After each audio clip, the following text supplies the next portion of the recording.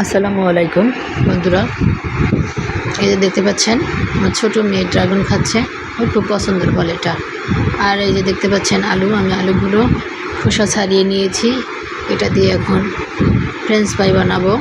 তো এটা আমার বাচ্চার বায়না দিয়ে এখনই বানাই দাও।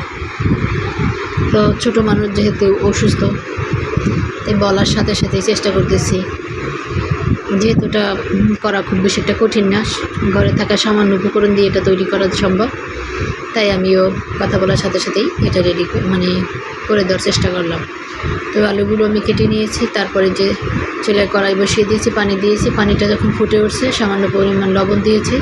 তারপর এখন এটাকে আমি একটু সিদ্ধ করে নিব, হাফ বয়েল করে নিব। খুব বেশি এটা সিদ্ধ করার দরকার নাই, কারণ এটা যখন ভাজা হবে তখন এটা সিদ্ধ হয়ে যাবে। তো আমি একটু চালের গুঁড়ো নিয়েছি, আজকে আটা বা ময়দা নিইনি, চালের গুঁড়ো নিয়েছি। চালের গুঁড়োর সাথে একটু সামান্য পরিমাণ লবণ নিয়েছি, যেহেতু সিদ্ধ করার সময় লবণ দিয়েছিলাম।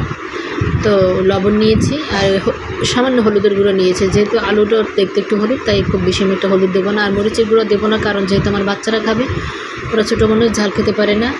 আর এটা তো যেহেতু সসের সাথে খাওয়ায়, আর সসেও ঝাল আছে, তো এর সাথেও যদি ঝাল দিই তাহলে বাচ্চারা একদম খেতেই পারবে না। সেজন্য আমি এর ভিতরে কোনো ঝাল ব্যবহার করিনি।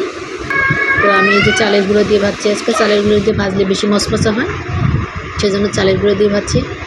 এই দেখুন আমার ভাজা হয়ে গেছে, এখন খাবার জন্য রেডি করতেছি। এই যে সস নিয়ে নিচ্ছি, টমেটো সস। আগে আমি একটু খেয়ে দেখি কেমন লাগে। এই যে বিসমিল্লাহ, এখন তো আমি খেয়ে দেখতেছি।